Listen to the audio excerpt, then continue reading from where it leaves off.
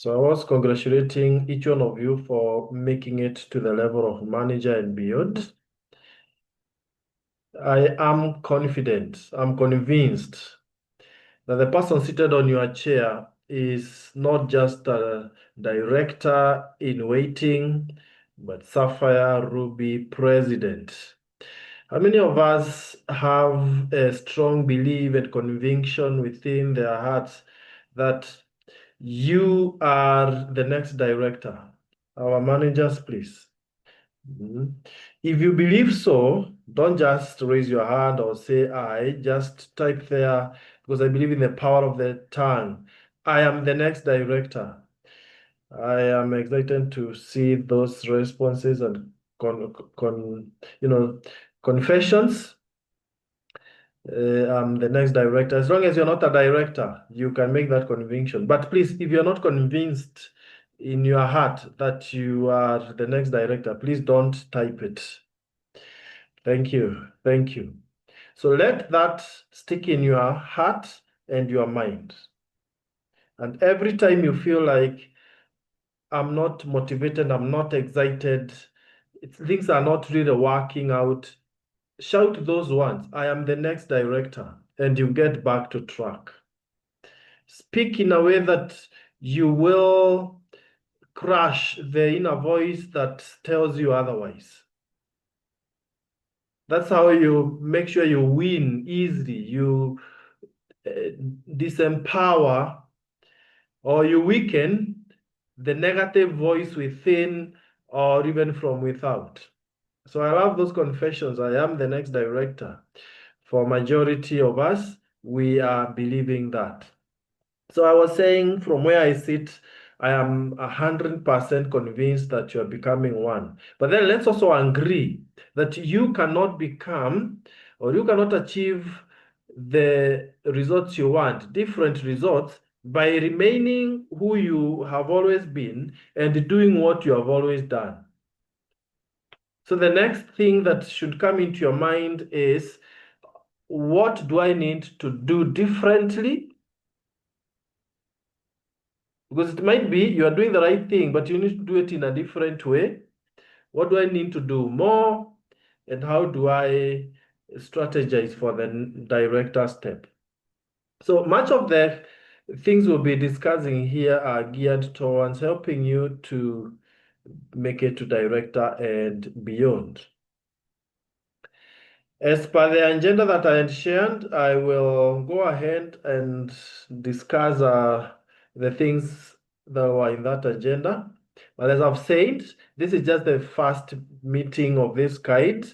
We will be having these meetings every month, but caveat, there is a caveat.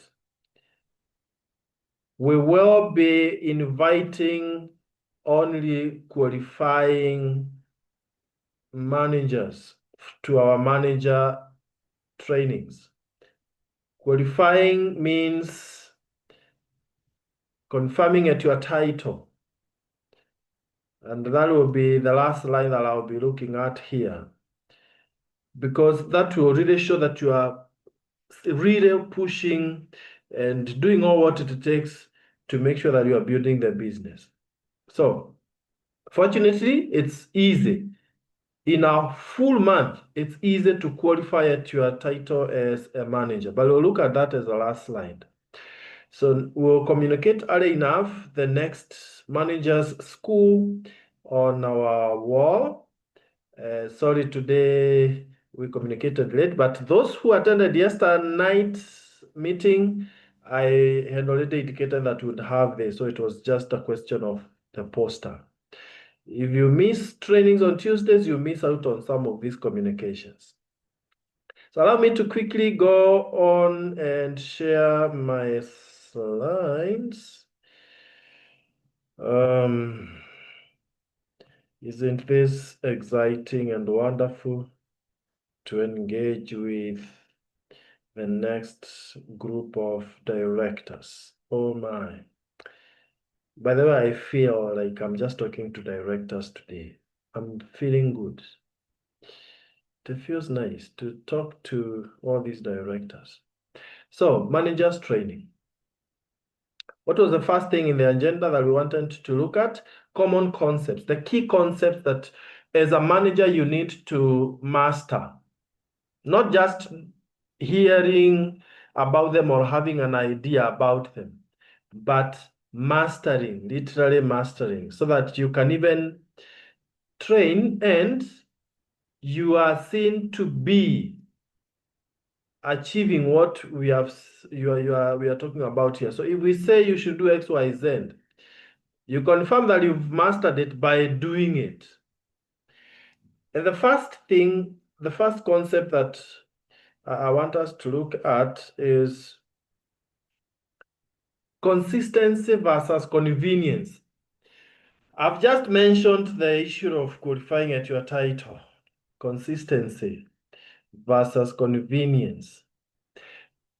There is this terminology consistency that you'll be hearing in almost all our trainings. What do we allude to when we talk of consistency? As a manager, if you are to become a director, I can assure you, you have to be so consistent in some disciplines, in some areas. So that this discussion is an engagement.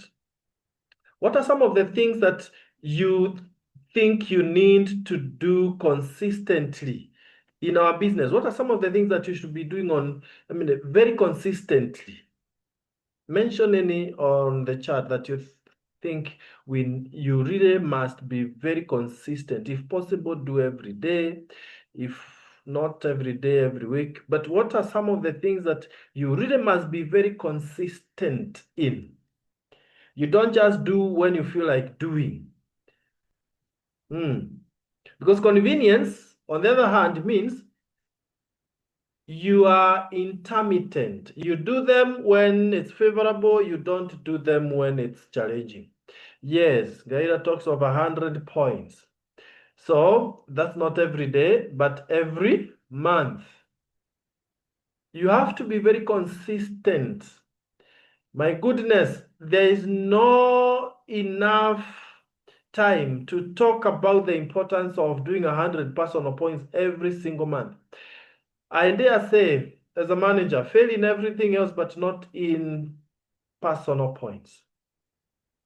Please, if you're not able to do anything else, please make sure you're able to do your 100 personal points. We better drill on the how to do 100 personal points every other day, but we make sure we get it right. So my homework to all of us is, let's be very consistent on doing 100 personal points, and later we'll be going deeper into that. Other areas we need to be very consistent is on success habits, Elaine. Yeah, success habits, the 100 points is part of it because it comes through the success habits like using products, sharing the opportunity, talking to people. Karonai, yes. And this is on daily basis. You don't talk to people when you feel like talking to them. Today alone, I can honestly and proudly tell you, I have prospected 8 to 10 totally new friends. 8 to 10. Why? Because it was my target this morning. So talking to people every day, consuming the products, yes, 100 points, yes. So my point here is, in all these things, please don't do them when you feel like doing them. Be so consistent and do them day in, day out. Will it be easy? No. But do you become a director by doing the easy things? You have to do, in fact, they say you must do what, write this one down. You must do today what others won't do so that you can have tomorrow what others won't have. You must do today what others won't do so that you can have tomorrow what others won't have. Isn't that powerful? Now, there's some statistics here that is very scary, quite scary. And this came from the founder, and it was confirmed from a meeting we had on Monday, that out of the 10 people who joins this business, now I feel like not saying it, but I must say it because these are the next directors. Out of 10 people who joins the business, only 1, 2, or maximum 3 will ever do something in terms of buying more products than what they joined with or sponsoring someone into their team. Isn't that sad? Isn't that sad?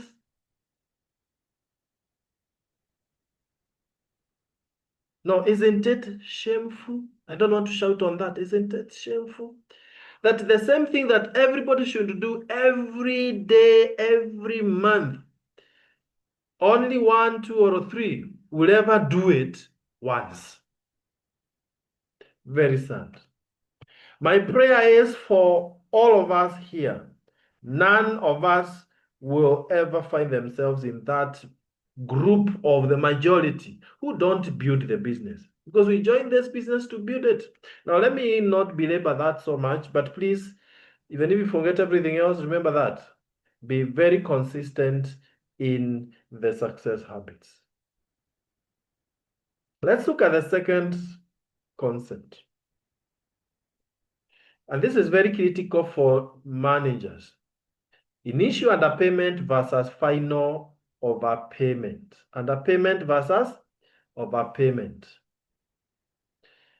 Get it from me. At the beginning, you'll do a lot and you'll be underpaid. But later, you'll do very little, and you will be overpaid. You'll be overpaid, I can assure you. So which one is better?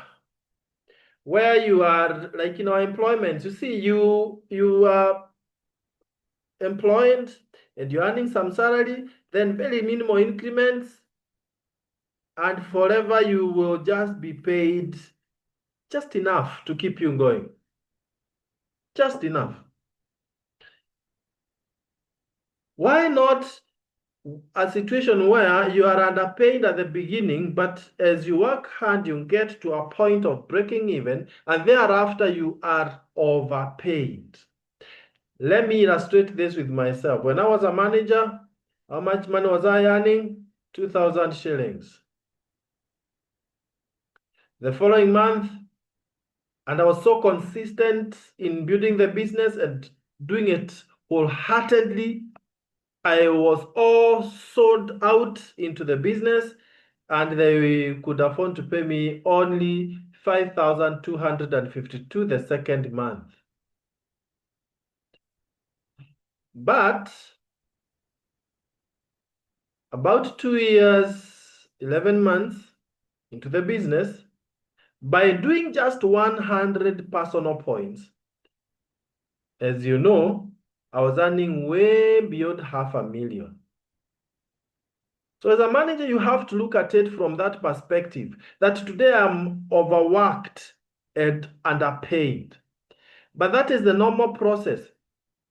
Soon, and very soon, I will be underworked. I will not work so hard, but I will be overpaid. Am I encouraging somebody? Am I motivating somebody to work like crazy today, regardless of how much you are earning?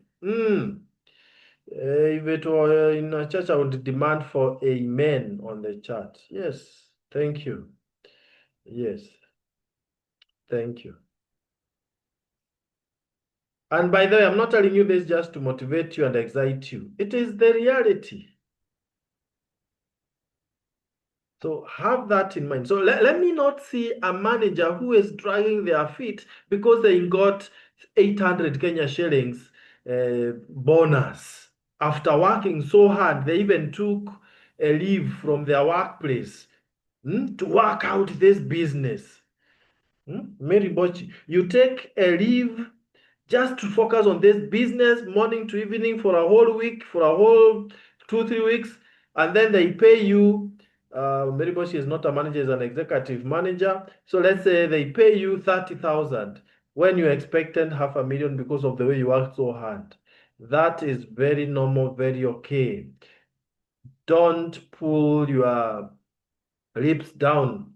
I mean, remain excited because of the future. Can we go to concept number 3? Sorry, we are talking of number 3 there, personal growth versus business growth. These two have to go hand in hand. Personal growth versus business growth. Sometimes we just focus on business growth. We are so consumed by, I have to make money, I have to become a senior manager, to become a director, but you don't give the same weight to your personal growth. This is equivalent to the story I give of a fisherman. You remember the story of a fisherman with a small frying pan, and he could go to the ocean or whatever the waters, catch fish, and whenever the fish was small, he was excited and put it in the basket. Whenever the fish was too big, he would throw it back to the water. And the reasoning was, my frying pan is too small, it cannot be able to accommodate the big fish. That is that's a scenario of someone growing their business, but not the capacity to hold that business. Are we getting the metaphor? We have to be very strategic in our business. Grow both. Don't grow one. In fact, I'm also not for the idea of I'm growing as a person, even if the business is not growing. The two have to grow together. Don't read all the books there is in the world. Train about all the products, even the ones that are yet to be launched, but you are not growing the business itself. It would mean you are not even utilizing the knowledge you are gaining. So let's have both personal growth and business growth. Why is it important to grow both? If you're only growing as a person and you are not making money, then you are not achieving the objective for which you joined the business. You didn't just join to grow as a person. You joined to make money. But if you make money and you're not growing as a person, then you'll not sustain that money.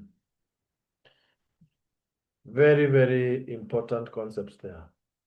Number 4 is what we were looking at yesterday in our training, dependence versus ownership. As a manager, you are on a transition, and get this one right, and I really want to see it happening more. Since you're on the transition from depending on your upline and the trainings, general trainings and all that, to doing them yourself, owning your business, be very careful not to detach yourself from your upline and the system. In fact, you must stick to the system. What happens is, as people grow, they detach themselves from the system. Oh, let me come closer to you and tell you this.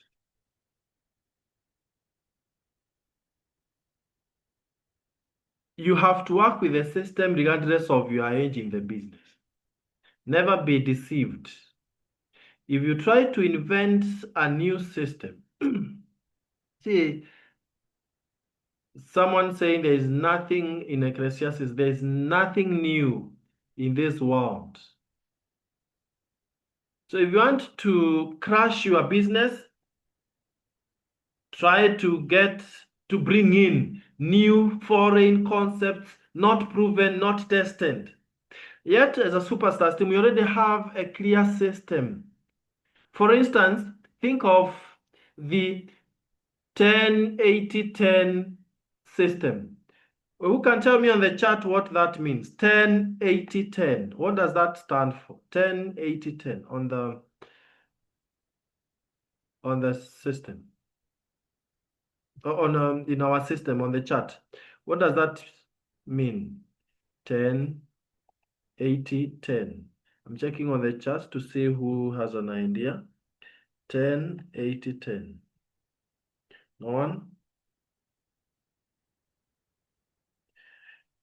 10-80-10. Forgot, but read it somewhere.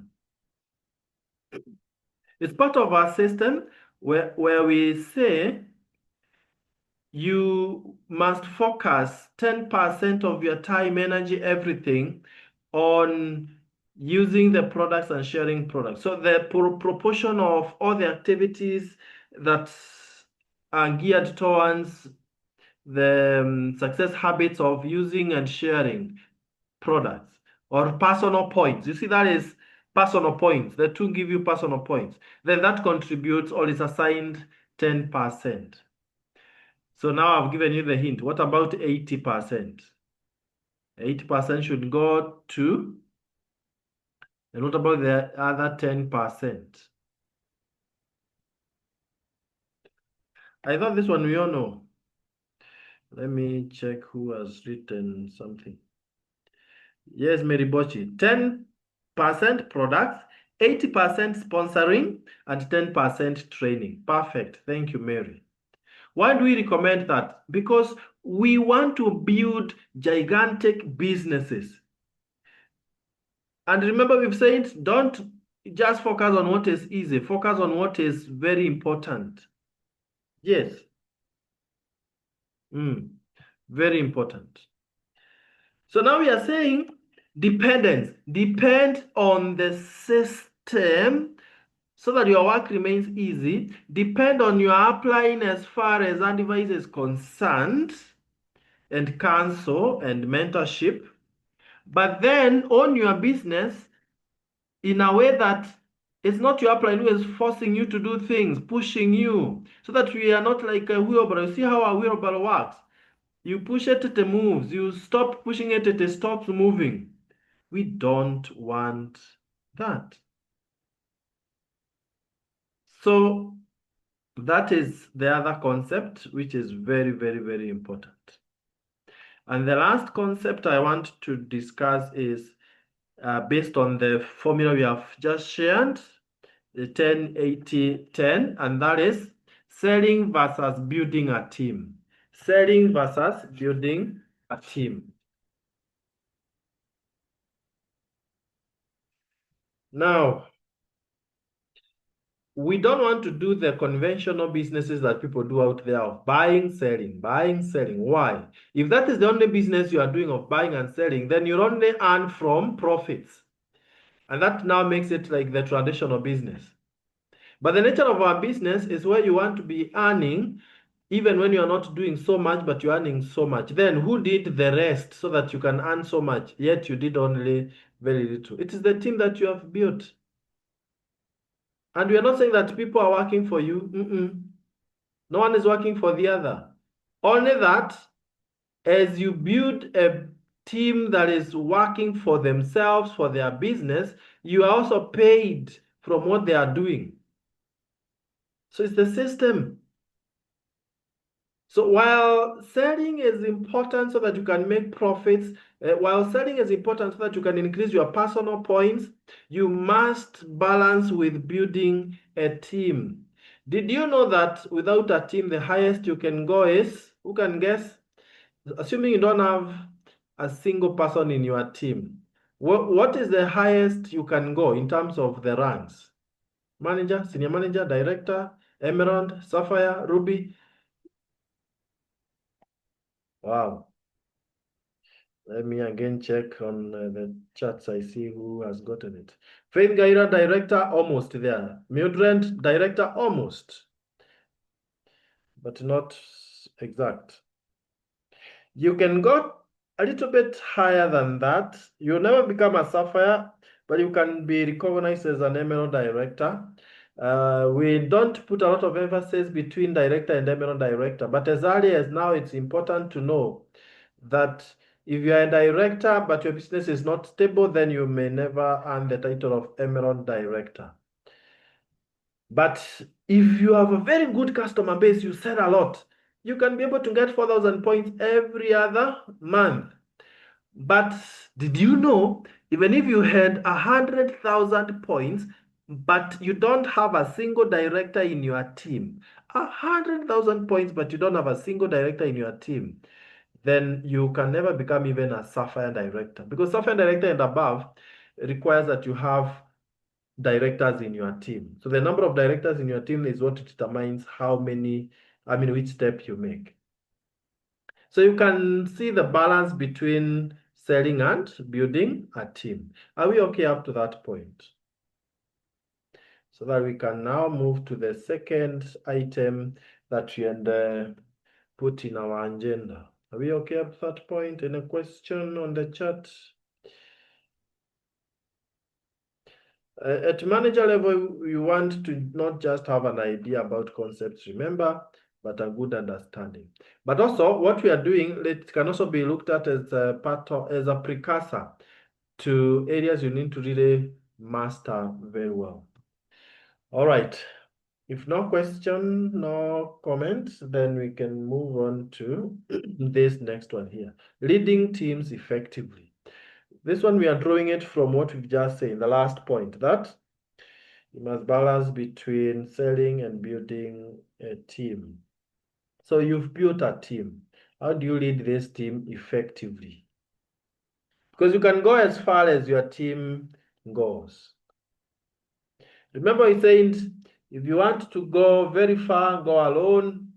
Forget about the team. But if you want to go, if you want to go very fast, go alone.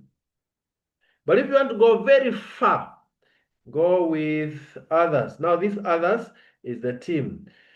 And also leadership, one of the definitions is a leader is someone who knows where they are going, but they don't go alone, they go with others. So that brings me to the first point there.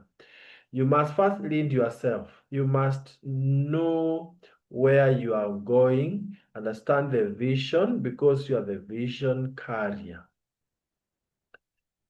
So understand where you're going. What made you to join? What do you want to achieve? Then now, to achieve that, you need to work with others. So lead yourself first. You cannot give that which you don't have. Then, as we said, be consistent in all you do. But here I'm very specific. We don't want to confuse the team. If you are blessed with a team of 1, 2, 3, whatever the number of people, please note that they watch what you do, not just what you say. They also watch what you do. For instance, if you tell them it's important to attend meetings, but you don't attend, will they attend? No.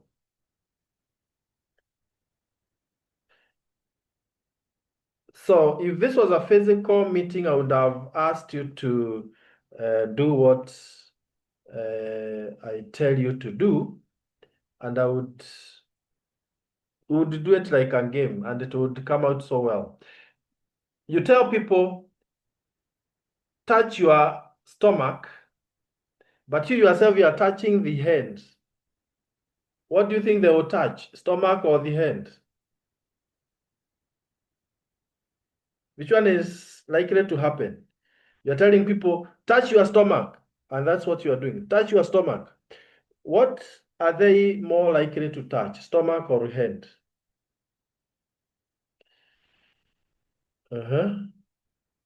Oh, Oh, you agree with its head. All right. So now when you are not consistent, you're telling people to do something, but you are doing a different one. Guess what? They will not do what you told them to do. They'll tell you what they see you doing. So always remember that. Remember that. If you tell your team member, let's be early into the meeting, and you come late, then they will not be coming early next time. In fact, you create a culture, then you start complaining. I have a very bad team. Sometimes I'm slow in going that direction because you are most likely to be a reflection of your team, or your team shows who you are. So let's be very keen on consistency in everything we do. And don't do one thing one time and that's all. Be consistent. Now focus on building leaders, not followers. As you bring in new distributors, be preoccupied with the mind of, I want this person to know how to do everything so that I will not be doing for them. So immediately you bring in someone, please listen to this. Immediately you bring someone on board, make sure they are able to log into their back office. I hope all of us are able to do that. Make sure they are able to process orders online or manually, or whichever way, filling the forms or just doing it from the back office. The same for sponsoring people. Make sure they know how to do all these things. And then make sure they can be able to do presentations. That way, they are becoming leaders. They can survive even without you. But as long as they are dependent on you 100%, then they are followers. I made that mistake, and leaders in this call will understand what we are saying because I know they also made those mistakes, where you are doing everything for your distributors. As a manager, you are a leader, you need to know how to do all these things, then you teach your people how to do them. Okay? Yeah. Number 4, understand the value and power of one. Let me explain what I mean by this. To be effective in leading your teams, you need to look at each person as a huge team in themselves. It's one person, but don't look at them as they are. Look at them as they could be. For instance, if I am helping, say, Charity Mwamburi to become a director, then in another language, what I'm saying is, I am helping Mwamburi to have a team of like 20 active members. That means I'm not looking at Mwamburi as one, but as 21. I don't know whether we are getting this language. And you don't know the people that Mwamburi knows. So you work with her to help her get so many other people. Because that one charity can become 1,000 team members. Is that understandable? The power of one. Let me put it this way. When my sponsor sponsored me, he sponsored one person, JOSPHAT and Pianos, one person. But today, Superstars team, we are in tens of thousands. So it is one carrying tens of thousands. Now, when you understand the value of one person, for sure you will handle them like gold. Now, it's not so easy. It's not so easy, let's be honest, to bring people on board, right? So you don't want, again, when you bring one, they remain one. You want to make sure that they really sponsor and all that. But now, you as a manager, you'll have to be very aggressive to get that one. Then we can now be able to help them to become many. But if you never get that one, then you are blocking yourself from the thousands who would have come through that one, the power of one. So be excited, be motivated to go out there tomorrow, get that one, knowing that that one could be 1,000. So understand the value of one and the power of one, and you treat them like gold. And the last one there is cultivate discipline than just motivation. And this has to start with us. This has to start with us as managers. Let's not just work with motivation. Motivation doesn't last. Did you know that? Motivation doesn't last, but discipline will. So this is where we say you don't do things because you feel like doing them. You do things because you must do them. Do you remember Susan Murithi yesterday saying that she ever slept in our training center because of the desire to really succeed? That is discipline, not motivation. I mean, you have your own comfortable bed, but you decide, Nakesha, I'm going to be here until things happen. I remember when I was building the business, listen to this, ladies and gentlemen, we could leave Nairobi CBD past midnight for many days. Why? We've had guests, we've engaged guests and team members up to say 10 p.m. Then we've had leaders meeting up to 11 p.m. and then perhaps a special meeting with the top leaders up to midnight. Oh my goodness. For you to succeed, you don't have to be abnormal, but a little bit of abnormality is important. I hope you didn't write that, but it's important. Now, second last of our agenda today is navigating around common challenges. I understand at manager level, there are many challenges because you are still cruising, you're still trying to stabilize. It's like a plane.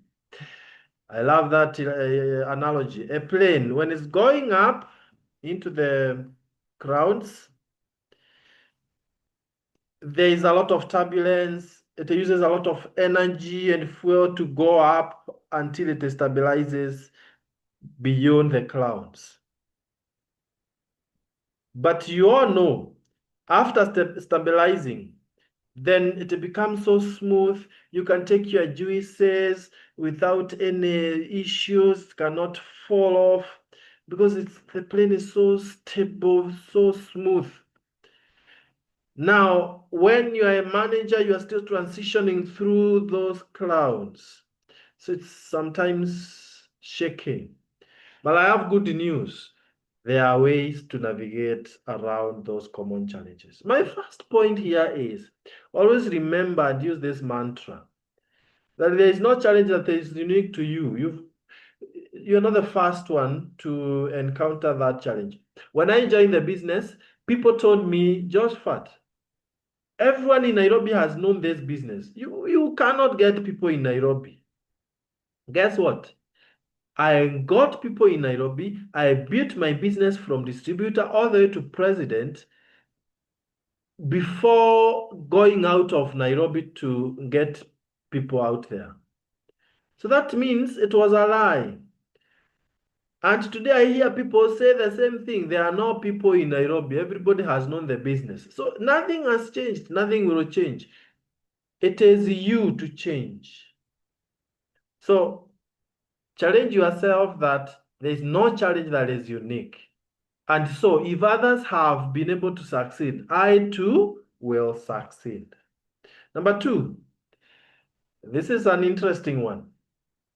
If you don't remain a manager, if you grow, challenges diminish. So when one is going up, the other one is going down. When you are going up, challenges are diminishing. For instance, and by the way, don't ask me how that works, it just works. When I was young in the business, I used to have so many rejections. People are rejecting left, right, center. Another challenge was many people were talking negative. In fact, they were insulting me, to be very direct. They were insulting me. And you know how bad it feels. You are a top scholar and someone tells you, you fellows, you have nothing to do, and you are busy lecturing the university and in top leaderships, and someone equates you to an idle person just because you call them for an opportunity. It hurts. And that was too common. I don't know whether anyone has experienced that lately. Where you, any experience there? Where you call someone for the meeting, you SMS them for the meeting, and they tell you, you con man, you con woman, stop texting me. You can meet maximum people. You are idle. Look for others to. Anyone who has that oh, Mary Bosch, a whole bank manager, you've been told that. I've experienced that. Yes. Oh, it's also in Zambia. Okay. So not a problem in Kenya. That's what you are saying. But do you know, today I can go for years and years without getting that single negative comment. What happened? As I grew, perhaps my wording, my confidence, my approach, and grace increased, and sort of those challenges diminished. So keep growing. That is my encouragement, and challenges will keep diminishing because even the way you handle things will be different. Number 3, develop an optimistic mindset than pessimistic mind. What that means is, even when there is a challenge, listen to this one. Even when there is a challenge, don't look at it as a problem. In fact, note that I have not talked of problems, but challenges. You can use them interchangeably, but I love looking at them more. Oh my, Gaira, I'm sorry. I will not even read what you have written. I will not even read that. It happens because you are talking to people of different characters. Some are just so evil, and out of abundance of the heart, the mouth speaketh. So back to my point. And you can write this. An optimist sees opportunities in every challenge or problem. An optimist sees opportunities in every challenge. But a pessimist sees a challenge in every opportunity. A pessimist sees a challenge in every opportunity. Have you seen someone, when you give them a donut, you know a donut? It has a hole at the center. When you give them a donut, instead of saying, wow, thank you, it looks sweet, instead of that, they start saying, no, no, no, no, no, don't give me that. What happened to the content that was in this hole? Who took it? I want it. If it's not there, I don't want that donut. Now that is a pessimist. They are focusing on the hole at the center instead of the donut itself that they can eat. So always have an optimistic mindset, and you will not be seeing problems. You'll be seeing very good opportunities. If so many products are out of stock, for example, and you are an optimist, you'll see, wow, this is a time now to narrow down to fewer products and specialize. Even if it's one product, super grow, and I specialize on this. Other than looking at, oh, now what will we use for this business? A whole 10 products are out of stock. And maybe there is a whole 50 others which are in stock, but you're focusing on always out instead of always in. So as managers, we have to build that optimistic mindset. Because of time, let me move faster now and wind up. We have one more slide to go. So number 4 is work with your upline or mentor closely. Your upline, your mentor becomes a very close solution to most of the challenges you go through. Sometimes the problem you are wrestling with or the challenge you are wrestling with is too simple, only that you have not figured out how to handle it. So when you are working closely with your mentor, it becomes easy. And please,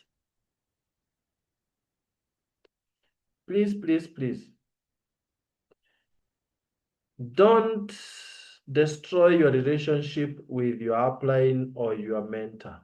Don't. Try as much as possible not to. And if you have done so, try to get a way of reconciling. But on the other hand, don't be everywhere. You have to work with the person who is guiding you. Don't go collecting information from everywhere, because you just bring confusion to the team, to yourself, and you will not build a significant business. So work with your upline. In fact, what happens is, if your upline, if your mentor discovers that you are, he's teaching you this, but you are going collecting unverified information from elsewhere, what they will do is they will try to avoid you, because it's like you are telling them, you are not sufficient. Let me go look for smarter ones. So let's be wise on that. It calls for emotional intelligence. The last one is, but on that, by the way, when I say upline or mentor, I mean it must not be your immediate sponsor. Because sometimes, did you know that your sponsor can be negative? Did you know your sponsor can backslide, can leave the business? So will you continue working closely with your sponsor who has left business or who is discouraging you instead of encouraging you? No. Go up to the next, that you feel this is the most focused leader that I want to work with, the person you look up to. Did you hear that? The person you look up to. That's why I'm using the word mentor, so that it's not just your upline. Time is the cure for most problems. Never give up. Some of the things that you struggle with today, there is somewhere in the Bible where it says, and the enemies you see today, you'll see them no more. Hey. So if I were you, I would translate that to mean, and the challenges I see today, I will see them no more. Glory to God. Hallelujah. That's nice. And it's really exciting that some of the things that you wrestle with today, 100 points, you'll be doing thousands of points if you don't give up. You're struggling to sponsor one person in a whole 6 months. You will be sponsoring 5, 10, 15 every single month. So time is the cure. Let me just use one demonstration so that you appreciate that. If you got someone say to you, I am busy, I don't want that business, and then soon they retire, they are no longer busy, even if they were genuinely busy. You see, now time has cured that. Now they have retired or they've been fired. They had a lot of ego. I'm doing very well. Which car are you driving? Me, I'm driving a Mercedes Benz. You are on Futsubishi. You know Futsubishi, yes, you are working on foot. Then, God forbid, they are fired. You don't pray that they are fired, but you are there to provide the solution in case it happens. They are fired, and now they are even selling the Mercedes Benz. And they remember, oh, Charity had shared with me an opportunity. I need to get back to her.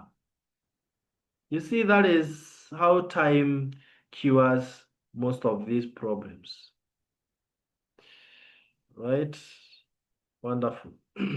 Now, the last slide here, I will not take much time.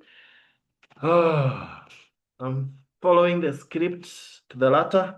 The agendas we indicated in our program, for the items we had in our agenda. And the last one is, how do you qualify at your title consistently? Write this one down and commit to it. Write it down on your notes and copy it on the chat down here. I'll be patient enough to wait to see that everyone has written this on the chat and on your notebook. I will qualify 12 out of 12. Just write that, then we discuss that. I will qualify 12 out of 12. Start on the chat here before you go to your notes. I will qualify 12/12.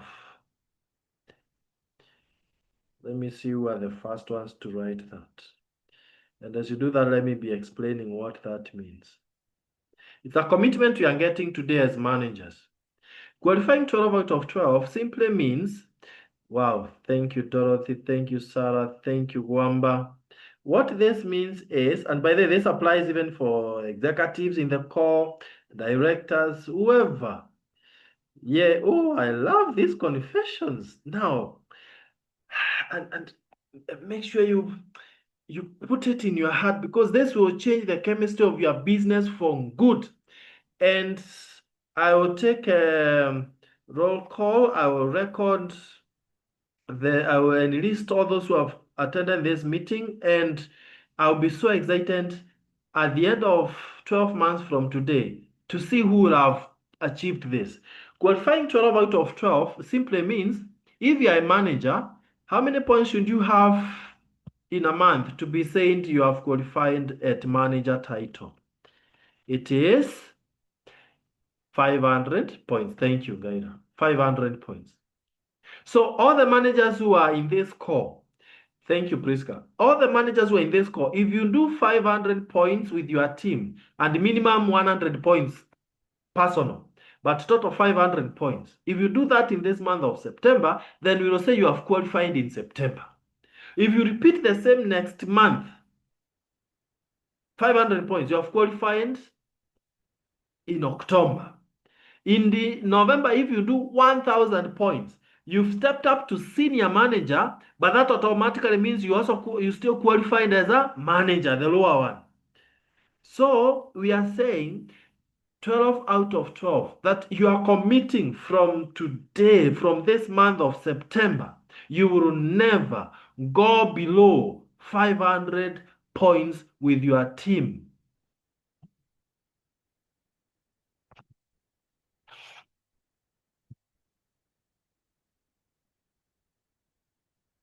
Hello? You know, I'm talking to the next director. So don't ask, why is PT so fired up today? It's because I'm talking to the next director. All right.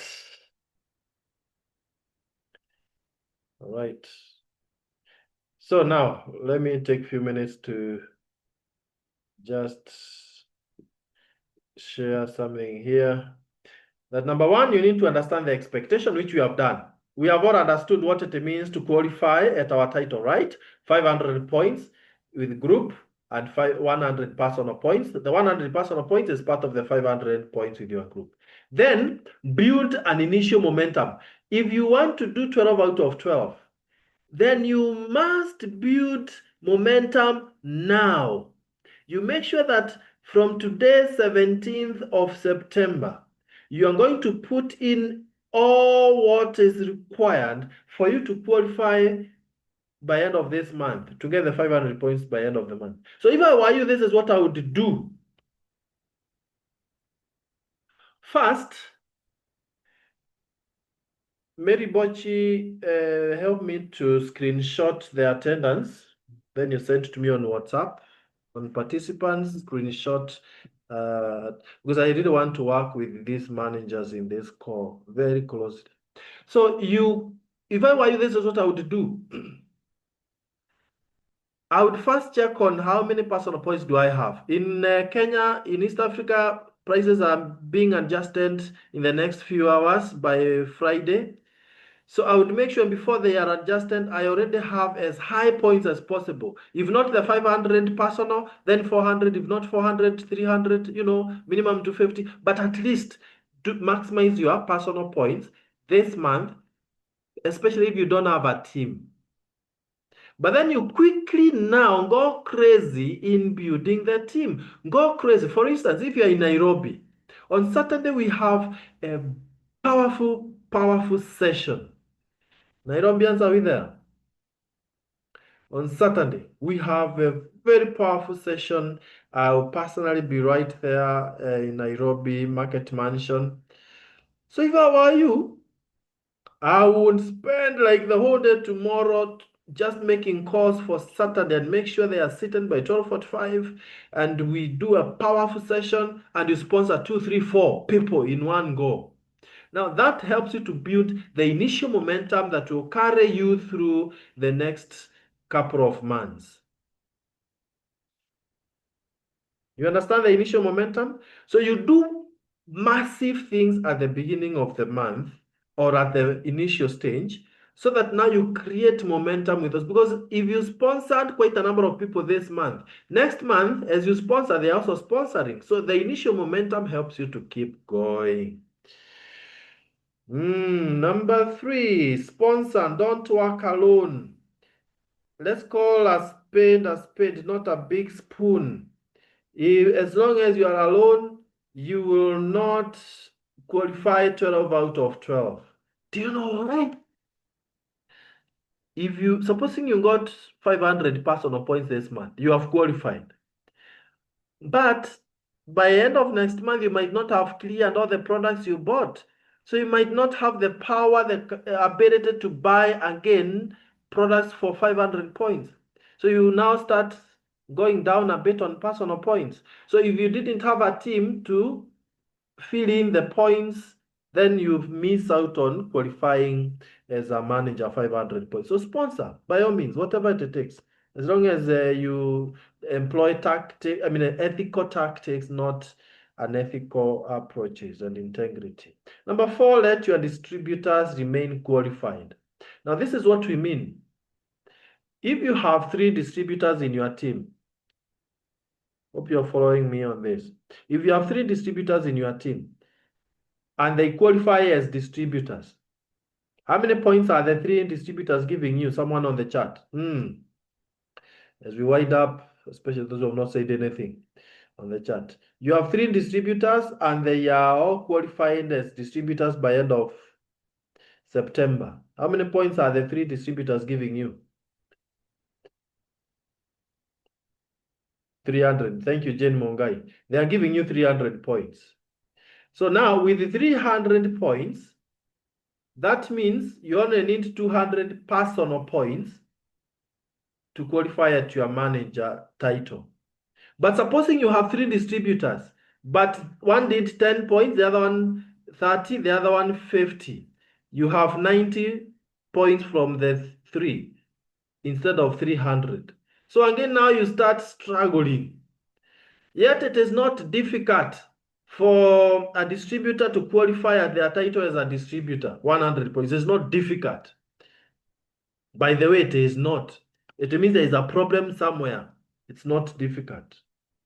So the starting point, an easy way to look at it is, if you have distributors, they're not able to do so much to step up to manager, but at least minimum, let them be qualified at title.